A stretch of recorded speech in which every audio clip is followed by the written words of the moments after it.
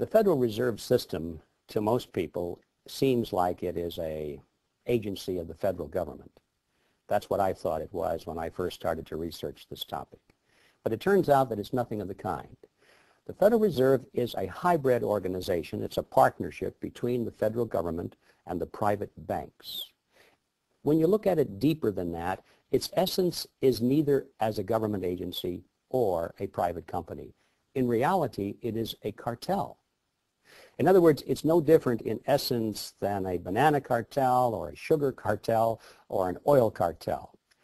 It's a grouping of the large private corporations in the field, banking, who have come together to create agreement between themselves to limit competition, to preserve their profits, and to make sure that no newcomers come in and take away their position. That's what cartels are always designed to do.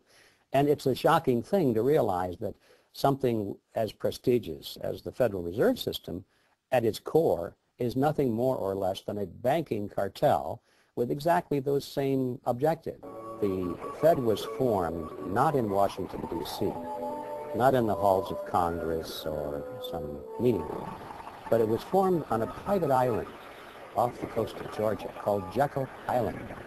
This island in those days was a club called the JEKYLL Island Club, and its members were a relatively small group of billionaires from New York, people like J.P. Morgan, William Rockefeller, and their business associates.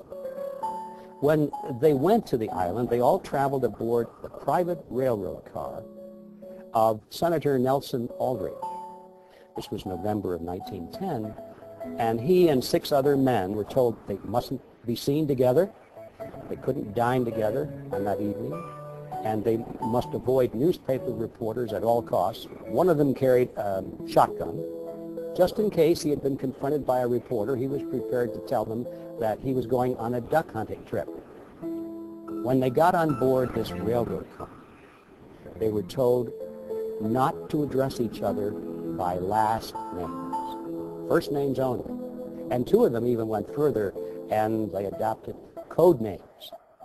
They were concerned that the identities of all of these 7 men might be known to the servants on board the car, and that the servants might talk about it. In that fashion, the word would get out. Even when they got to the island and went to the clubhouse, they had replaced all of the normal servants with new servants who didn't know any of these people. And they created the Federal Reserve under those kinds of conditions of great secrecy. I can assure you that very few wars of history have ever been plotted under conditions of greater secrecy than that.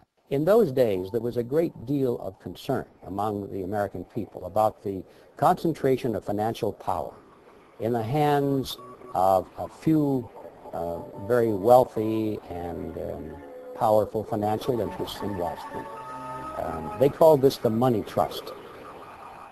And the cry in those days was to break the grip of the money trust.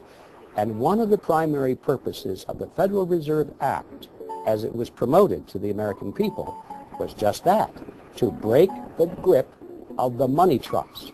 They were going to write a law that was going to take the power away from these people and put it in the hands of their trustworthy politicians, put it in the hands of the people through the electoral process.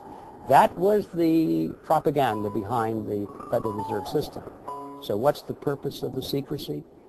It's because when you look at the list of these people who went, they were the money trust.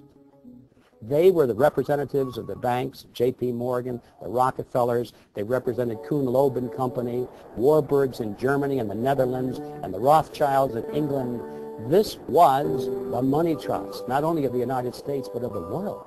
Had that fact been known, who these people were that were drafting the Federal Reserve System, the trick would have been exposed, and the public never would have adopted the Federal Reserve Act as, in fact, they did.